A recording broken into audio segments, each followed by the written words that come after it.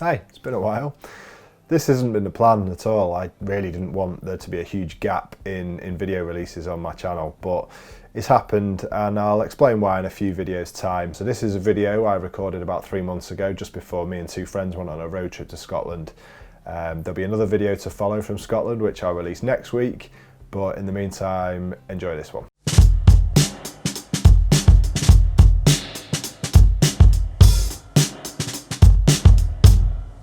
In this video I want to talk about all the equipment I use in filmmaking and photography, and the reason I want to do it now is because tomorrow, which is Monday, I'm going on a 5-day trip up to Scotland where I'm going to be filming someone attempting to cycle the North Coast 500 over the course of 3 days. So whilst I'm there, I'm going to be filming that. I'm going to be doing some filming for my YouTube channel, and I'm going to be making the most of the locations, and I'll probably sort of document the trip in a variety of different ways over the 5 days. So this is everything I'm taking with me, which is a lot of stuff, to be honest. I think I'm not very minimalist when it comes to the stuff I take, because I do kind of get a little bit anxious about missing stuff, but also I can foresee circumstances where I will actually need all this stuff, so I'm going to take it with me.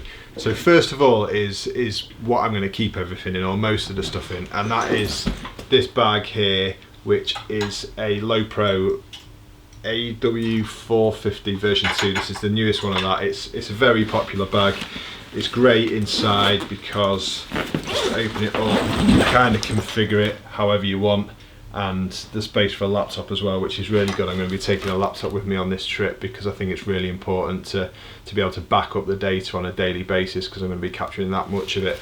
So in here already I've got a Peak Design clip to clip the camera to the shoulder strap. I've got a couple of spare batteries, I've got a polarizer and just a couple of tripod plates as well. So also in this bag there will be going my main photography camera, which is this is the Sony A7RIII. I know the R4's out now, but to be honest I don't think it's much of an upgrade over this one, so I'm going to be sticking with this one for the foreseeable. And attached to this I've got the 16-35 f2.8 G Master wide angle lens, which is a brilliant lens for landscape photography. And also on this I've got a Peak Design strap. I can't remember what it's called, but basically just connects onto these little toggles here that just sort of fix onto the camera, so it means you can take the strap on and off at any point. Now I've actually got two cameras, so I can switch the strap between them really easily. So that's the main camera, and then lens wise I've got that lens, as I said. My zoom lens is the G Master 70-200 f2.8. Again, this is just fantastic. It's great for landscapes, it's great for portraits, and it's great for filming on as well. The next lens is this Maker, I'm not sure how you pronounce it, but this was recommended to me from someone online, and this is an 85mm macro lens. It's an f2.8 I think, and it was about 280 quid, and for the amount it costs, it's a really good lens. I don't do a lot of macro stuff, but I like to have the ability to do it, especially with regard to filmmaking. So this is great for capturing a few details and stuff like that, so this is coming with me. Next up I've got two prime lenses. So these are the Sigma ART lenses, which I'm sure everyone's familiar with. This is the 50mm f1.4, and possibly one of my favourite lenses ever. This is the 35mm f1.4. I absolutely love this lens. I've only got this one for the Sony recently. I used to have it on Canon when I was a Canon shooter a few years ago, but yeah, this lens is brilliant. And to be honest, the manual focus on these is a lot easier to use than the new lenses that are designed just for mirrorless cameras, and I'll probably talk about that a little bit later. Also, I've got this L bracket which fits to either of my Sony cameras. I generally use it for my landscape shots, so that goes on the R3. This was just a cheap Amazon thing. It does the job, but rather annoyingly, although it's got a battery slot there, it doesn't allow you to open the door, so you can't actually change batteries. You've got to take it off every time you want to change a battery, which is a little bit irritating.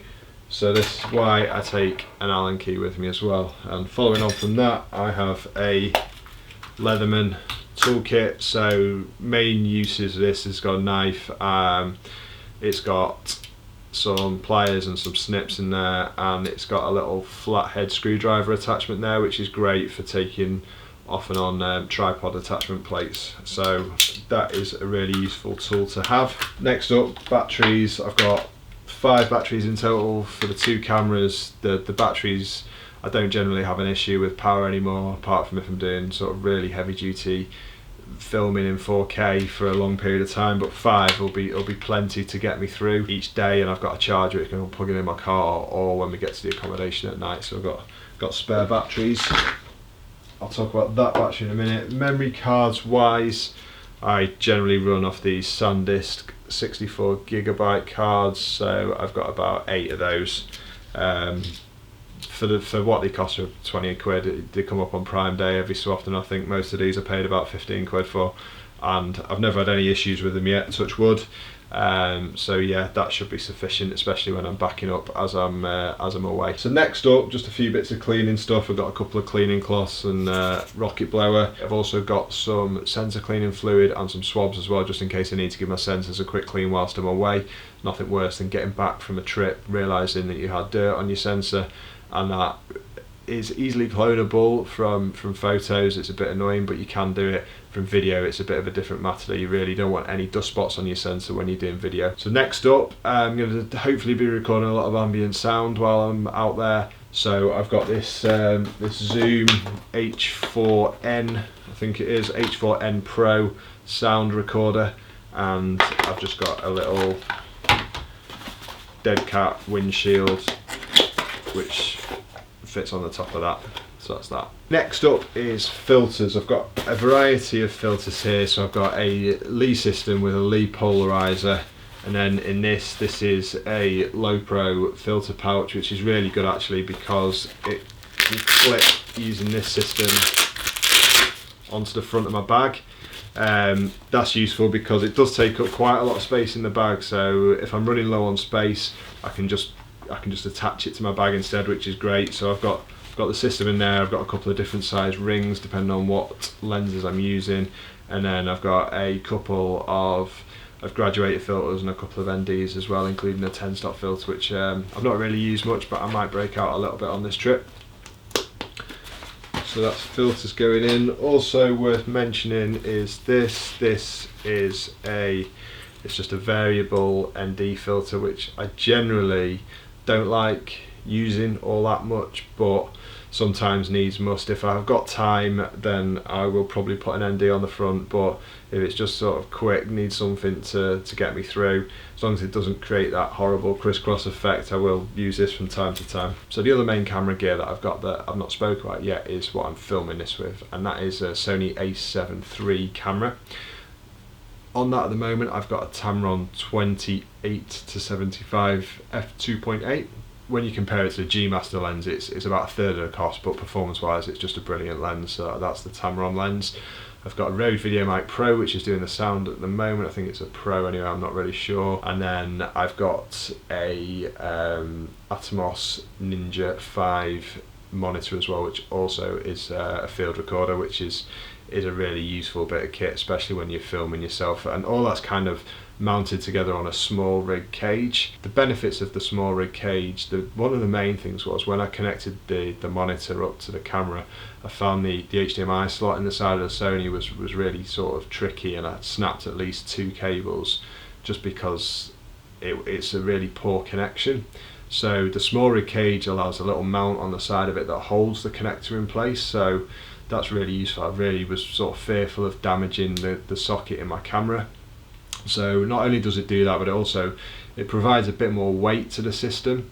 So for handheld shooting, that's really beneficial. It's got a handle on the top which allows you to shoot lower a bit easier and just allows you to carry it around. It's got the mount for the monitor. It's also got a little cold shoe for the VideoMic Pro as well. So that whole sort of thing with the mic and the monitor and the cage, that's kind of my go-to run and gun filmmaking kit, and that lives in this Pelly case here, so that all goes in there. I find that just to be a really good solution. I could either put another lens in there or just a few batteries or something as well. In this bag, I won't get it out because I'm sure you will see one, that's a DJI Mavic 2 Pro drone, Fly More kit with 3 extra batteries. Hopefully I'll get to use that quite a bit while we're away, fingers crossed on the weather. I'm also going to be taking this, again I won't get it out, but this is the DJI Ronin S one-handed gimbal, which is a fantastic bit of kit. Then this is my bag of wires. This is a, I can't remember who makes it, it's a Tender bag. And basically in here is all my chargers, USB cables, connections for laptop. So yeah, bag of wires always comes with me. I've got this Niwa, I think it is.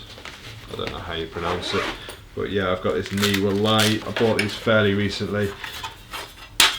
Less than 200 quid for two of these panels, and they're really good bits of kit.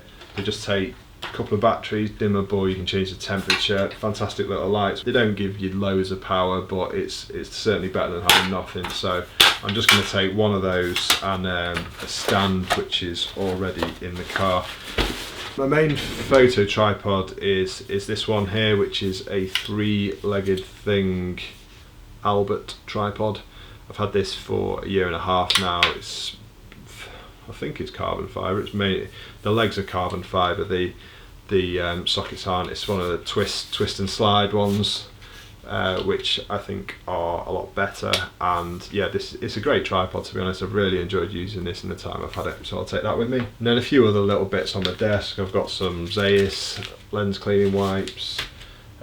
These batteries I've got a few more of these in the bag already, so these are kind of universal. They will be used on my Ninja and on the 2 lights I showed you as well, so they're really useful. Charger in the charging bag, portable charger just in case I need to charge something when we've got no power, whether it be phone or I've charged camera batteries from this before. So this is an EC Technology power bank. I just bought this off Amazon, but this was great. I used this in Iceland a lot last year and it just never seems to run out.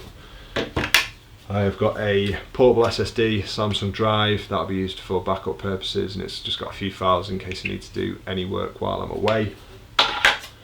Also just got this little bag of additional things for the Ronin S. There's a side handle and there's a monitor mount in there as well, and just a spare HDMI lead, so that'll go in there. Okay, some microfiber towels. These are just, I only bought these last week, we've been meaning to buy them for ages. These are just in case it rains, I need to dry my camera quickly, and again just a cheapo rain cover as well. Hopefully won't need to use it. I mean, the cameras are weatherproof, but if it's really hammering it down, that might be very valuable indeed. Then just a Joby Gorilla Pod, and I've changed the head on this to this Niwa one. Basically it's got an Arca Swiss plate on it, so I don't have to keep changing plates. The one that came on this was just rubbish, so I've replaced the head with this one. A lot cheaper than the Joby head, so that's a really useful addition. And then finally, the only other one to mention is PhotoView's Photographing Scotland book by Dougie Cunningham, and this is just incredible. So marked out a lot of places. Most of the time we're going to be in the north, so I've got quite a few locations in there which I've then mapped onto a Google map, which I've then downloaded to my phone as well, so I know exactly the type of places I want to film in and the type of place I want to photograph in, so that'll be really useful. I think that is about it from a photography point of view. If you just give me 2 seconds to change this round, I will bring in the rest of the stuff that I'm going to be taking on the trip that I think is really important to take when you're on this kind of an expedition. We are camping one night, so that comes into it a lot, but yeah, I'm just going to quickly discuss that.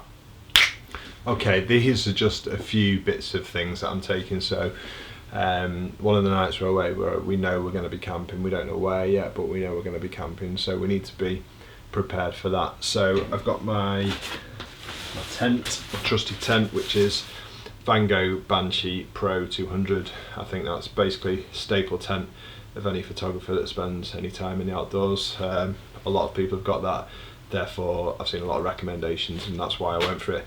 Used it in Iceland last year, great tent, really good.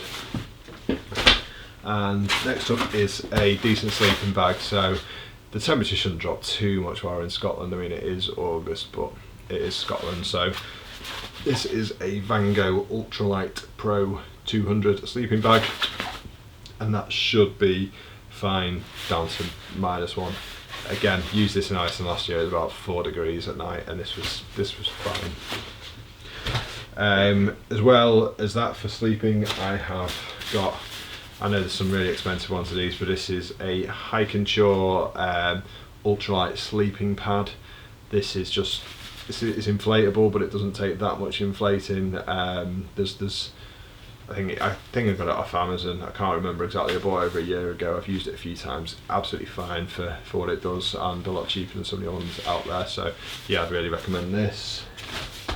And I've also got just a fairly cheap sort of compact pillow. Again, this is fine just for a few nights. I won't want to use it for more than maybe 2 nights, but yeah, it's kind of,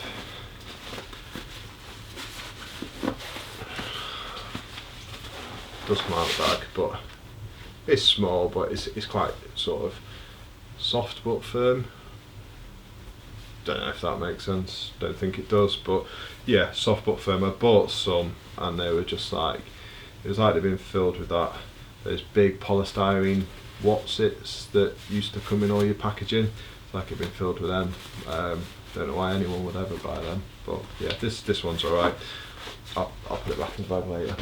And also I've got this microfiber towel. Again, it's just a great space saver, dries quickly, and yeah, it dries you off well. So hoping to take a dip in the North Sea, so might come in useful then.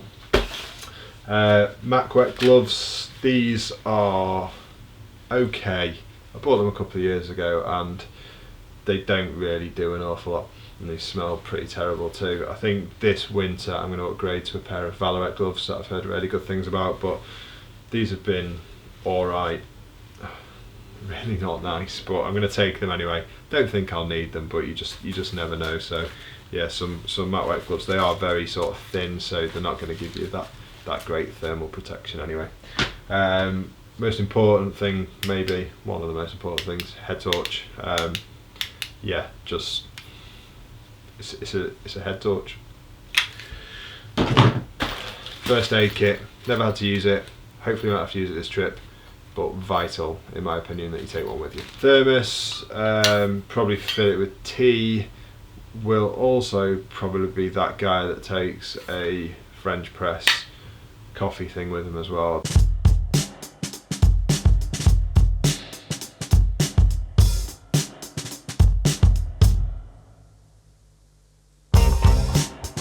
I do have a bag of ground coffee. I can function without it, but I just really like it.